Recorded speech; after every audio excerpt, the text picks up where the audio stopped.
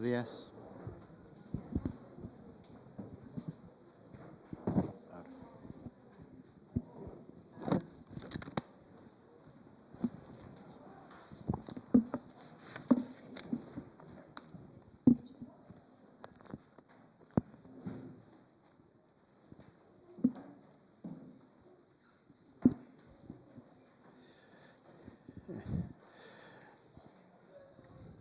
En esta mañana vamos a meditar un poquito en lo que el Señor ha hecho y en lo que Él quiere seguir haciendo en nuestras vidas.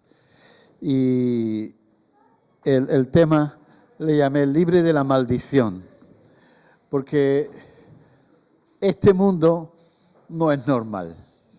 Estamos viviendo en un sistema en el cual existe el odio, la amargura, el sufrimiento, el dolor, la enfermedad, la muerte.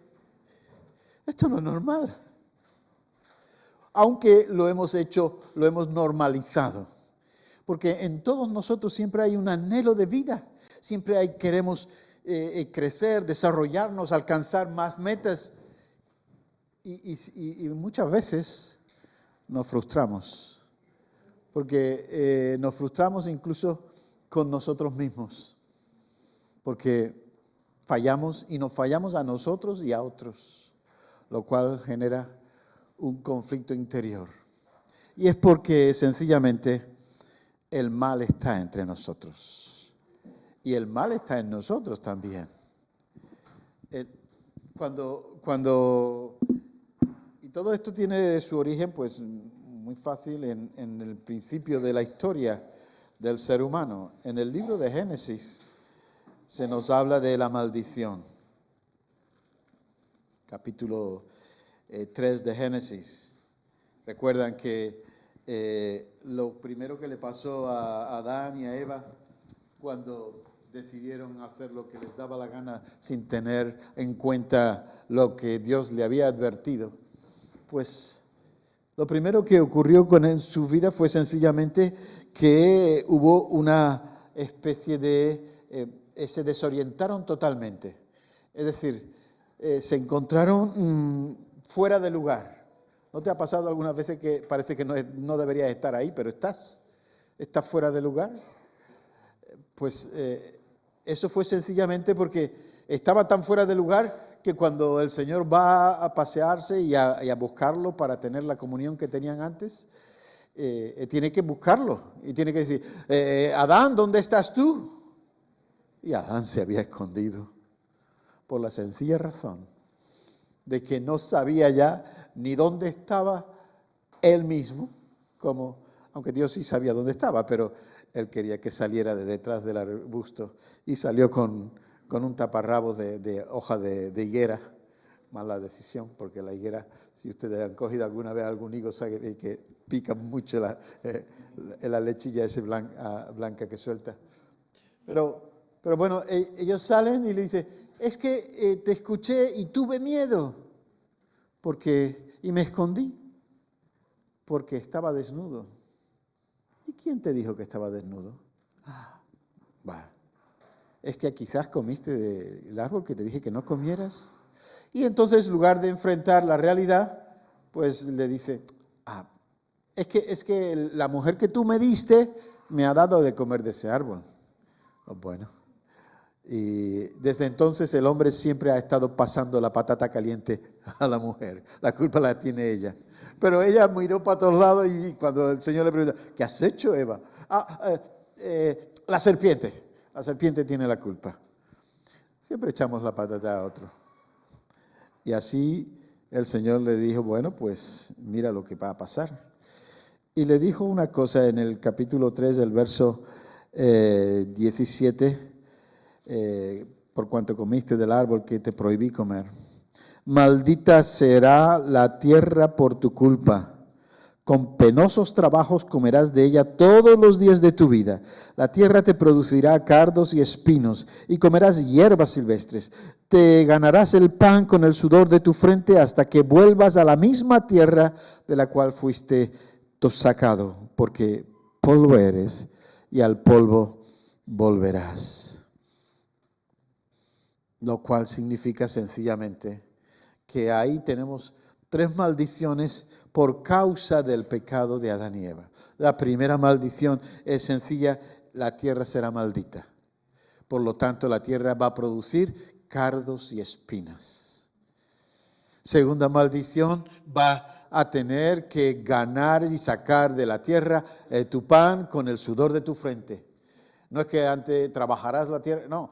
Adán ya trabajaba y tenía que estar poniéndole nombres a cada animal. Tenía un trabajo, pero el trabajo era algo divertido y bueno. Ahora, desde entonces, el trabajo fue como una pena añadida. Tendrás que ganar el pan con el sudor de tu frente. Y tercero, y al final vas a acabar en la tierra, porque de ella saliste, del polvo saliste y al polvo vas a volver. Y esa maldición ha estado permanente hasta el día de hoy, pero, y yo me preguntaba, ¿hay alguien que no era hijo de Adán,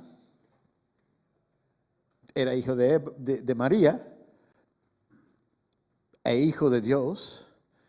Pero el Señor Jesús, habiendo nacido sin pecado, y además habiendo vivido una vida sin pecado, sobre Él también estaban permanentes esas 3 maldiciones. Él estuvo, la tierra le negaba el pan, había que trabajarla. Él tuvo que trabajar y sudar con su padre la carpintería y aportar para la casa. Era una familia grande y él era el hermano mayor, el hijo mayor. Así que tuvo que trabajar y con el sudor de su frente. Y también probó la muerte. Él no había pecado, pero los efectos morales del pecado, no los efectos morales, sino los efectos de la maldición recayó también sobre él. Porque al hacerse hombre, el eterno Hijo de Dios aceptó la condición de hombre como tal. Y si el hombre tenía que trabajar para ganar, él tuvo que trabajar para ganar el pan. Y si la tierra se lo negaba, él tenía que esforzar y trabajar para poder ganarse el pan. Y además, murió, para que lo entendamos bien, murió como hombre también. O sea que las maldiciones no morales estaban sobre él. Pero hay que entender una cosa: ¿por qué hizo eso? ¿Y para qué lo hizo? ¿Por qué estuvo dispuesto a sujetarse a la autoridad del Padre, a las autoridades del país? ¿Por qué estuvo dispuesto a sujetarse? Dice la Escritura que cuando era un muchacho, aunque ya sabía mucho y podía discutir de teología con los doctores de la ley, se sujetó a sus padres y les obedecía. Es decir, él se humilló a sí mismo de tal manera que tenemos que entender un poquito cómo el Señor pudo liberarnos de la maldición. Primero, tenemos que entender que necesitamos tener claro quiénes somos, la identidad. Él era el Hijo de Dios y lo tenía clarísimo, pero aceptó las circunstancias para convertirnos a nosotros también en hijos de Dios por medio de la fe. De tal manera que Él acepta ocupar el lugar que nos correspondía a nosotros. En Isaías 53 dice que Él Dios cargó sobre Él el pecado de todos nosotros. Y que Él molido fue por nuestros pecados. Él fue hundido. Vengan conmigo un momentito porque me encanta la historia de Isaías 53.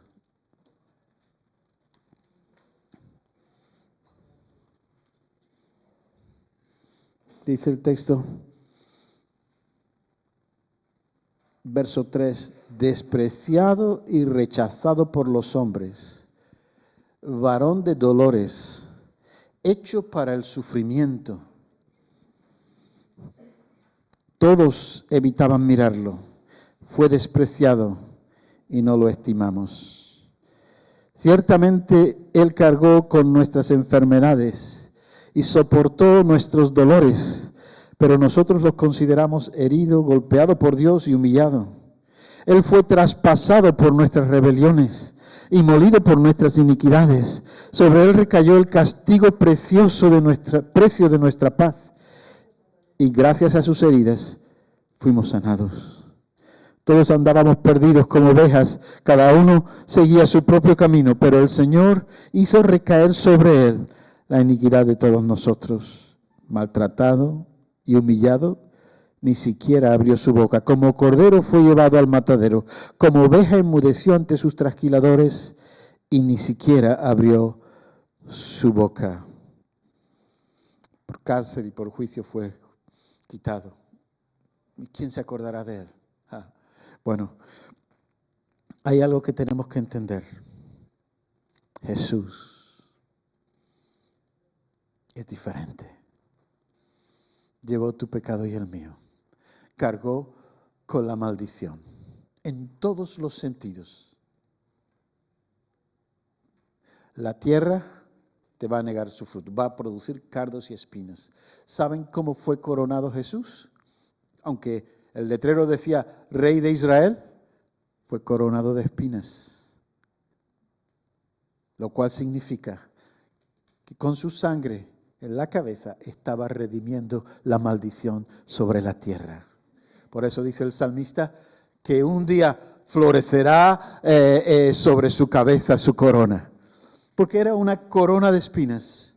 Y esas espinas que la tierra estaba maldecida a producir, a través de Jesús, la tierra va a ser redimida completamente. Hoy en día estamos mirando la contaminación, la suciedad, el mal, erupciones, lluvias torrenciales, ríos que se salen, pero la tierra va a volver a tener paz.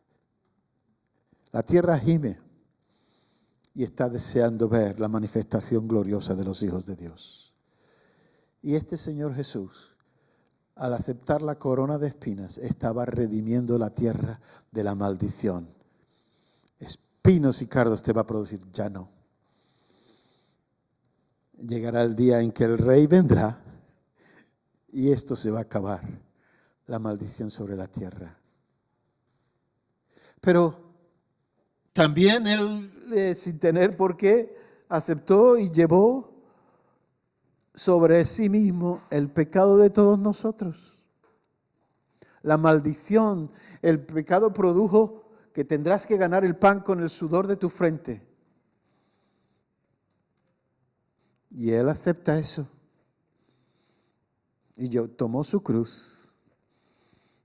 Y a pesar de haber sido molido y azotado y destrozado físicamente, tomó la cruz, tuvo que cargar y sudar, aparte de sangre. Siguió hacia el Calvario. Tuvo ayuda. Alguien le dieron a otro que cargara también su cruz y ese otro también tuvo que sudar. Pero llegó al Calvario y lo clavaron en la cruz. Por ti y por mí.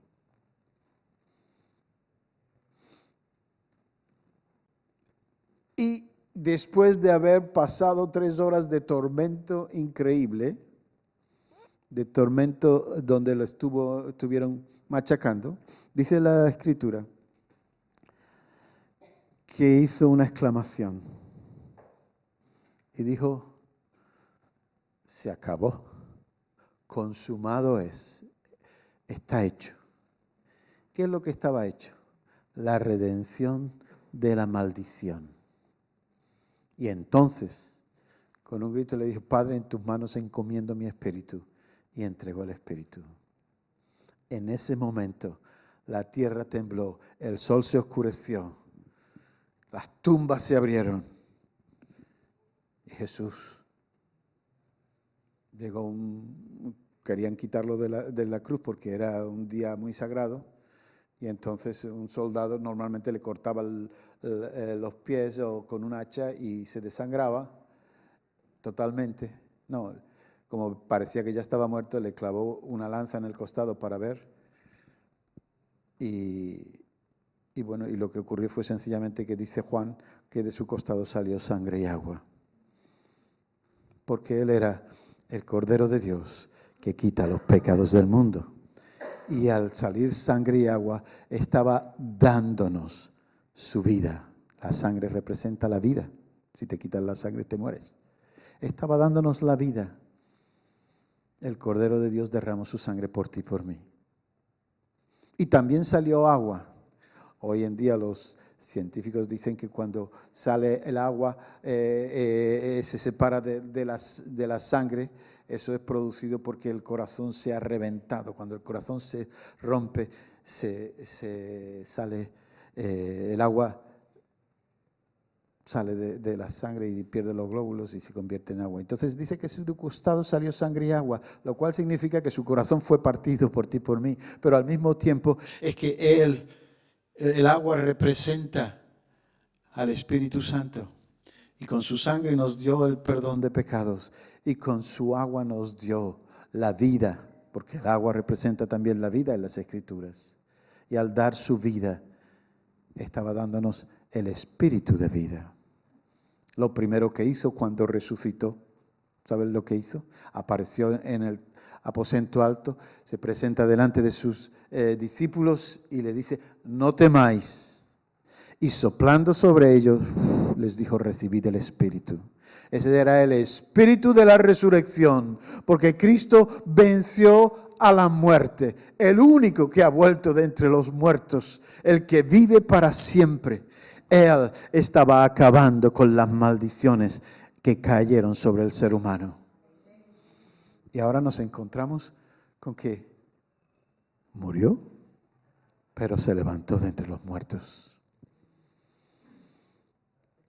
Y Adán y todos los seres humanos descendientes de Adán que hemos estado toda la vida desorientados y desubicados, podemos encontrar un lugar en el corazón del Señor. Adán no sabía ni quién era ya. Porque ¿saben lo que ocurre cuando nosotros empezamos a caminar en el pecado? Perdemos identidad.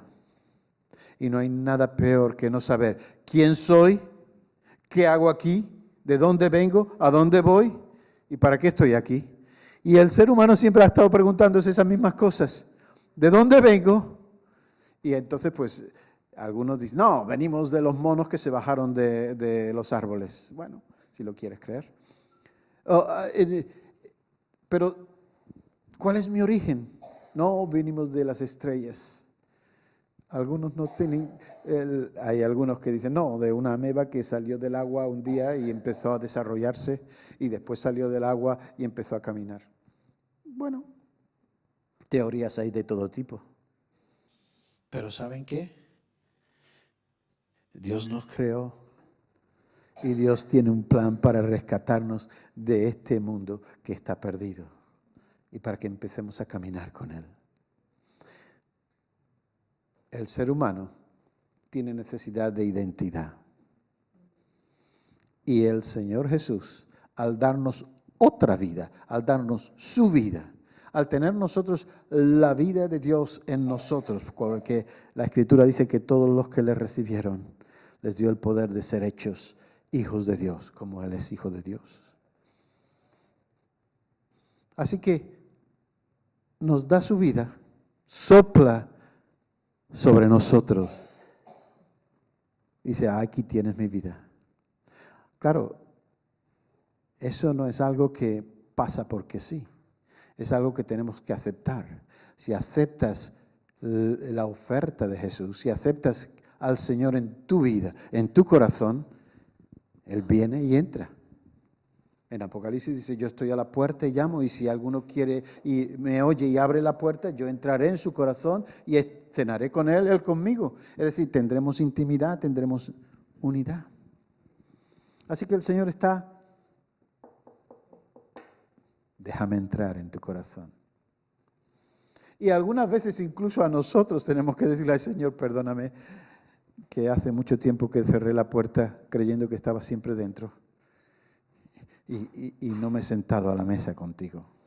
Puede que esté en nuestras vidas y no tenemos intimidad con Él. Y eso es lo que anda buscando. No viene a ti para que un día pueda: me voy a ir al cielo. No, viene a estar contigo para tener intimidad. Intimidad es sencillamente gente que está tan cerca, se confían tanto el uno en el otro que se cuentan sus intimidades, que no se avergüenzan. Miren,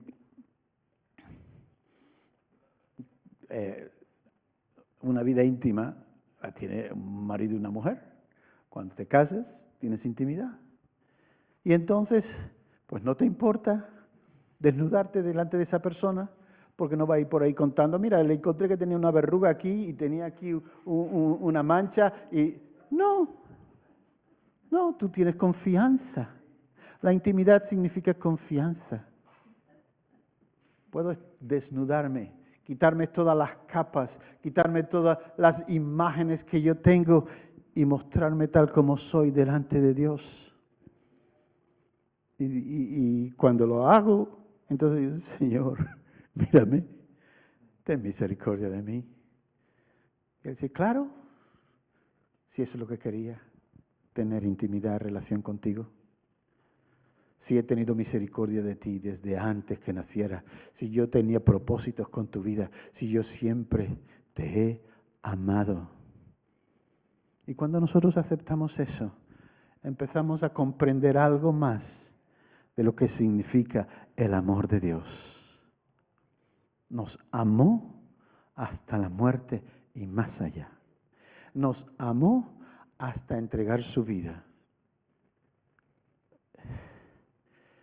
Y miren, el amor de Dios es insondable, porque es imposible calcular cuánto Dios ama. El amor de Dios es lo que ha creado todo cuanto existe. Y Él no tenía necesidad de crear para ser Dios. No necesitaba de nada ni de nadie, porque Él es perfecto en todo. Sin embargo, quiso compartir de su gracia, de su poder, de su amor contigo y conmigo. Y uno agacha la cabeza y dice, sigue teniendo misericordia de mí, Señor, porque la necesito. Sigue ayudándome porque lo necesito. Y quítame toda esa ignorancia que hay en mi vida con respecto a lo que yo soy, porque no lo entiendo. Miren,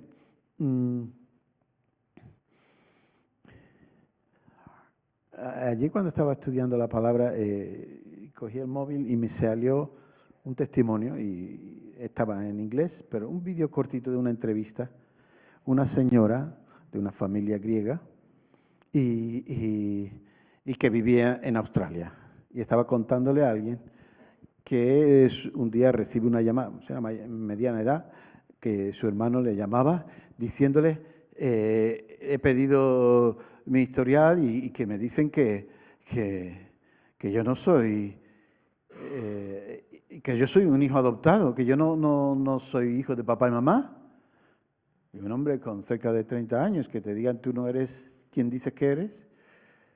Y la mujer dice, no te preocupes, llama otra vez y dile que te den todo tu historial personal, médico, a ver que se han tenido que haber un error o se han confundido con el nombre. Y al poco rato le llama el hombre enfadado, no, me han mandado mi historial y que yo fui sacado de un orfanato, de un hospital. ¿Quién soy entonces? Estaba totalmente desorientado. Sabiendo cómo son los de origen griego y de lo entusiastas que son, se salió corriendo, cogió el coche y se fue porque dice, me voy a hablar con mamá. Se va y se encuentra que el hermano ya estaba llegando a la casa de la madre también y le preguntan y le muestran los papeles y le dice la madre, adoptiva, claro, dice, es que tu padre antes de morir me pidió que nunca te contase de que eras un hijo adoptado. Te hemos querido como nuestro hijo y tal. Pero claro, el hombre ahora empieza a hacerse preguntas. Y entonces, ¿quién soy yo? ¿Cuál es mi origen? ¿De dónde vengo? ¿Cuáles son mis problemas? la madre con lágrimas y todos llorando, pues le está diciendo que es que lo adoptaron. Esta señora pues dice, sabiendo cómo la cosa se podía empeorar todavía más, me fui a la cocina porque los griegos todo lo arreglamos con comida y se puso a cocinar. Así que al rato entra la madre, el hermano parecía que estaba un poco más calmado y le entra la madre y le dice, ya que estamos de confidencias, dice, bueno, ¿qué me va a decir que yo también soy adoptada? Sí. Y a ese le cae también los palos del sombrajo. Ellos habían crecido como hermanos y resulta que ni... Y les cuenta que lo adoptaron y el padre no quería que se les contase a sus hijos que eran adoptados. Yo estaba leyendo, viendo el vídeo y me sorprendía. Y entonces pues, yo también pedí mis papeles, llego al hospital de donde me sacaron y le mandan el papel de nació una niña a tal fecha, tal día, y donde ponía nombre de la niña, de la criatura, no, sin nombre. Y cuando ella está en su casa leyendo, ni siquiera se molestaron en ponerme un nombre, me abandonaron en el hospital. Quizás porque era una hija no deseada, quizás porque era fruto de una violación, quizás es porque era producto de un adulterio y no querían que se enterara. Ya empezaba la cabeza a decir, ¿pero quién soy yo y por qué estoy así? Necesitamos identidad. Y estaba fatal. Y entonces, dice, y mientras estaba en esa situación,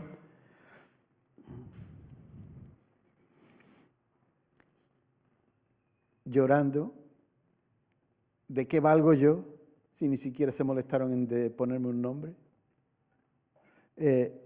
Cinti tenía la Biblia delante de la mesilla y siente que tiene que coger la Biblia y algo le dice dentro. Isaías 49:1. Y lo abrió y lo leyó. Me di cuenta que estaba leyendo la Nueva Traducción Viviente. Y es muy interesante lo que dice Isaías 49:1.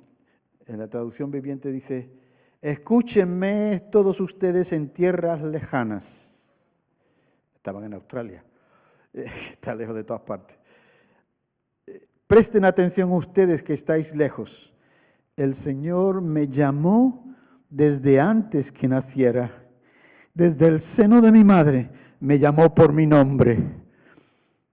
Y Dios le habló en ese momento diciéndole, yo te conocía y yo te puse un nombre desde que estabas en el vientre de tu madre, aunque ella no lo dijo ni siquiera a los médicos. ¿Sabes qué significa eso? Que Dios te ama desde antes que estuvieses formado en el vientre.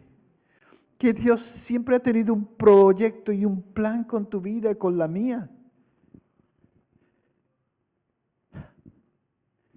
Y cuando uno se da cuenta de eso, es verdad, me amaste y me sigues amando y sigue habiendo dificultades en mi vida y sigue habiendo problemas, pero me has amado y me llamaste por nombre desde que estaba en el vientre de mi madre. Miren, es tiempo de que la iglesia se dé cuenta de quién es. Y de que cada uno de nosotros identifiquemos quiénes somos. No valgo un duro, pero sé que Dios me ama. Sé que Dios tiene planes con mi vida. Sé que Dios me sigue amando incluso cuando le fallo.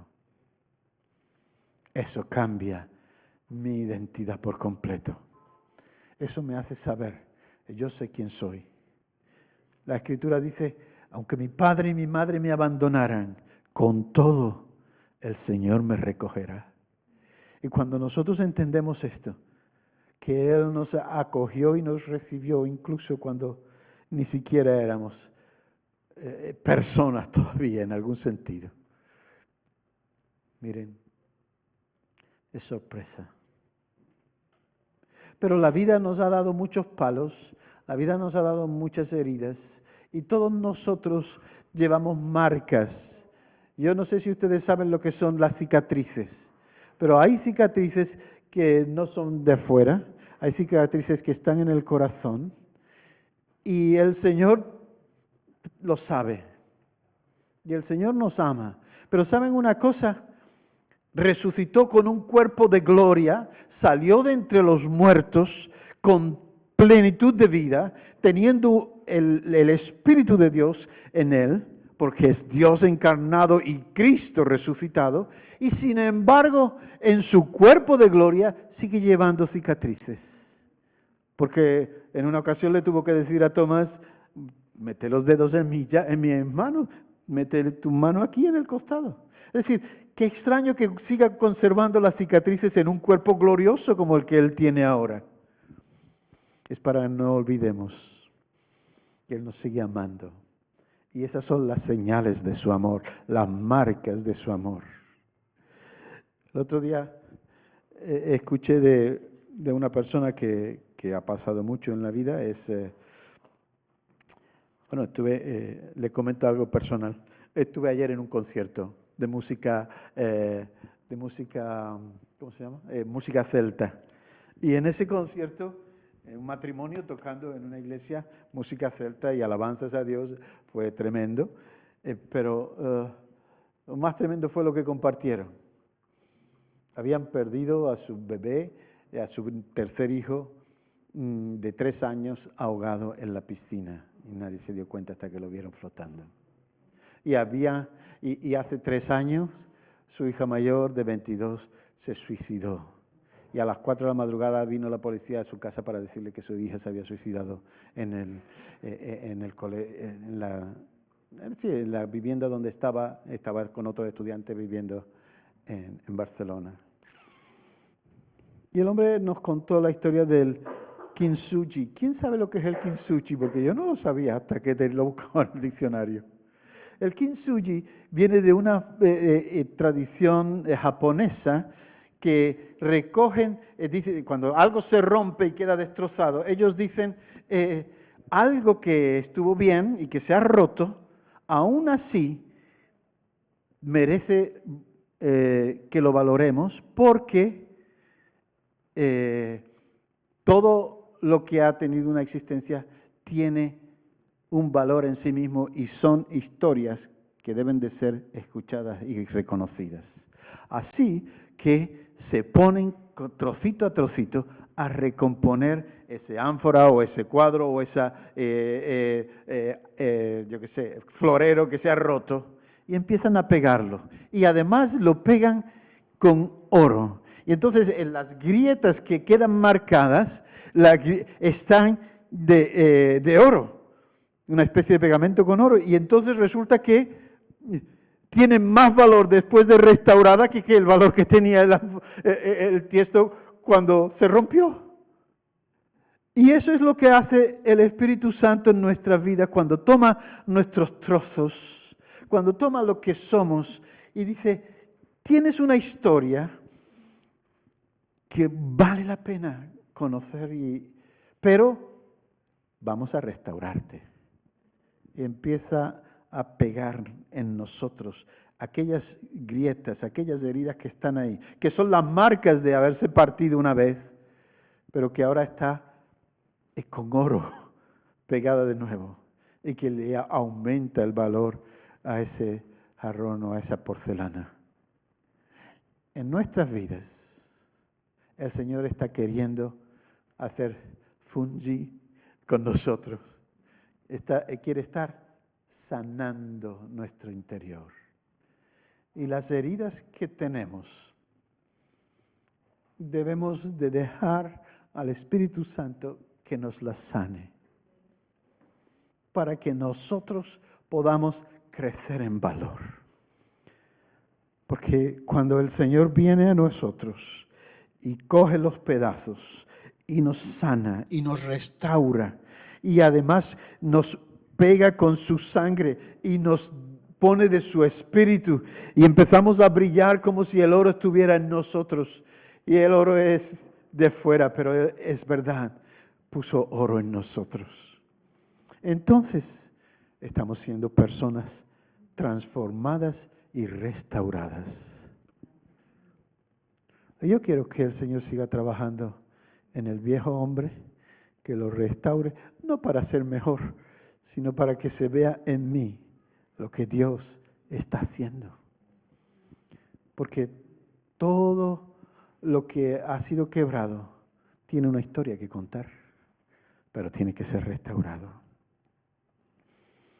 Y ese es el momento en que nosotros tenemos que darnos cuenta de que tenemos que decirle al Señor, las maldiciones que participo como hijo normal de Adán y Eva que soy, pesan sobre mí. Me gustaría ver un mundo sin pecado, me gustaría ver un mundo sanado, una tierra limpia, me gustaría ver las relaciones entre las personas restauradas, amándose, perdonándose, aceptándose. Pero está sobre nosotros. Todavía tenemos que ganarnos el pan con el sudor de nuestra frente, pero el Señor nos ha liberado de la maldición. Y por lo tanto, yo quiero vivir como aquellos que han sido liberados. Sí, las heridas están, las cicatrices están, pero Él las ha cubierto con su sangre y con su espíritu. Ahora brillamos más y mejor. Tenemos que decirle, Señor, haz tu trabajo completo en mí. Que el viejo hombre solamente se vea las heridas y los daños que me hicieron, no en cómo mi carácter, mi forma de actuar, mi manera de responder surge, sino porque tú me has transformado y sale la vida y el carácter de Cristo a través de esas heridas. El vaso de alabastro tiene que ser quebrantado para que salga el perfume. Y tú y yo tenemos que reconocer nuestras heridas y decirle, Señor, sáname, transfórmame. Quiero que haya algo de Jesús evidente en mí. Cuando eso pasa, empezamos a ser gente diferente. Empezamos a ser de los que estaban muertos, pero ya tienen vida. Empezamos a convertirnos y podemos decir como aquel que decían, pero ¿quién te devolvió la vista? Bendice a Dios, ese es un hombre pecador. Y el ciego decía, yo soy yo. Lo mismo que Jesús decía, soy yo. Y una cosa puedo decir, vosotros sabéis mucho, pero solo puedo decir que antes yo era ciego y ahora veo. Solamente puedo decir que yo no tenía ni idea de cómo era la luz, pero aquel que es la luz hizo barro con su saliva, lo puso en mis ojos y me dijo, vete y lávate en el estanque de Siloé. Me lavé y volví viendo. Y cuando nosotros vamos a ese estanque que no deja de fluir, la palabra de Dios y el Espíritu de Dios, y nos lavamos, podemos volver con mayor visión incluso, no solamente que la que tuvimos antes, aquel no había visto nunca y tenía que empezar a reconocer lo que había a su alrededor. Nosotros tenemos que entender eso, porque si no, estamos viviendo una religión bonita, pero no le damos el lugar que tiene que tener en nosotros. Deja que el Señor sane tus heridas. Yo quiero que Él sane las mías y que haga el trabajo en mí, igual que tú quieres que lo haga en ti. Y a veces tiene que trabajar hondo porque hemos estado heridos desde lo más profundo. Pero Él dice, no temas, yo estoy contigo, no tengas temor, yo soy el que te pone nombre. La gente te puede haber puesto muchos nombres. Hay maldad en los colegios mismos, en los niños, y empiezan a inventarse los motes y todas esas cosas y palabras feas unos y otros. Pero lo importante no es como algunos te llamen, lo importante es como Él te nombre a ti como Él te llame. Y Él sabe cuál es tu verdadero nombre. Hijo e hija de Dios. Si eso soy yo, entonces cada día le quiero más. Porque me amó y se entregó por mí. Todos llevamos heridas en el alma, pero la maldición no puede seguir afectándonos si nosotros clamamos al Señor de señores, al que rompió la maldición, la quebró y ha convertido su muerte en vida para todos nosotros, su resurrección en esperanza de eternidad. Así que lo que tenemos que hacer es decirle: Señor, me postro ante ti, te reconozco, sé que me amas, sigue cambiándome, hasta que se vea ese espíritu en mí, tu espíritu, hasta que se vea que me limpiaste y soy una nueva criatura.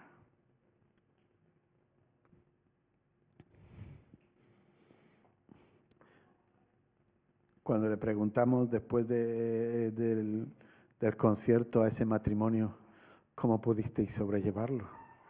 Un hijo con 3 años ahogado y tu hija de 22 suicidada. Y nos dijeron, con dolor en el corazón, porque hace 3 años, nosotros nos agarramos a Jesús. Y es la única manera. No quiere decir que lo hemos superado, eso es mentira, nos duele cada vez que nos acordamos. Pero nos pusieron un vídeo de su hija cantando una canción con ellos. Pero el Señor, lo que hemos aprendido es a caminar con el dolor, aceptando que Él es y que vamos a vernos un día con ellos. Oiga, nos dieron una lección de madurez y de confianza.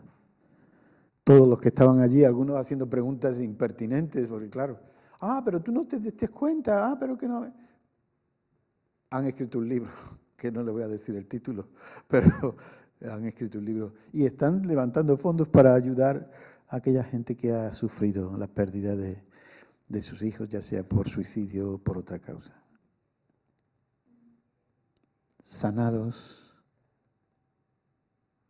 Claro que ¿quién se va a olvidar de sus hijos porque hayan muerto?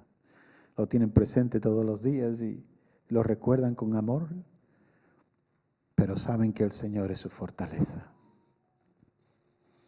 Y cuando nosotros nos miramos para abajo y decimos, bueno, la vida te puede dar sorpresas en cualquier instante y de la noche a la mañana tienes pérdida y te quedas sin dinero o te quedas sin trabajo o te quedas sin un ser querido. Pero Dios está allí. Nunca te abandona. Y Él ha dicho, nunca te dejaré, nunca te desampararé. Yo estoy contigo. Camina cerca de mí.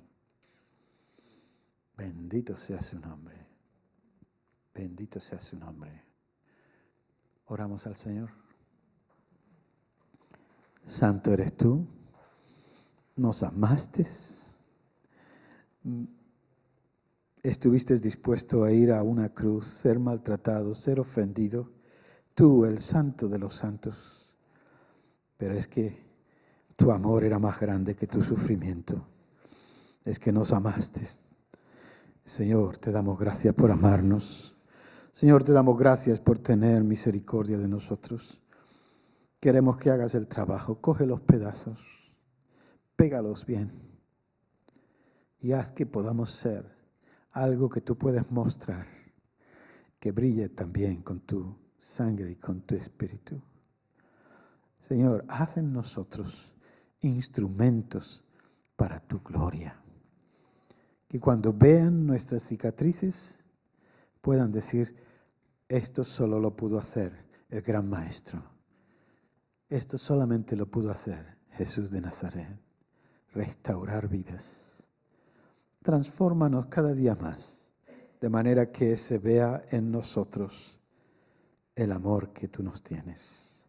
Que no lo escondamos, que seamos capaces de reconocer que tú has transformado nuestras vidas y nos has amado y buscas que vivamos como verdaderos hijos e hijas del reino. Te damos gracias por amarnos tanto. Sigue haciendo tu obra. Señor, tus heridas hablan de lo que tú fuiste, pero no tienen comparación con lo que tú eres. El amado de las naciones, el deseado de las naciones y el amado de la iglesia. Te amamos y reconocemos tu señorío en nosotros. Sigue trabajando en nuestro interior. Para la gloria de tu nombre, oramos en el nombre de Jesús. Amén y amén. El Señor les bendiga. Pastor, con nosotros.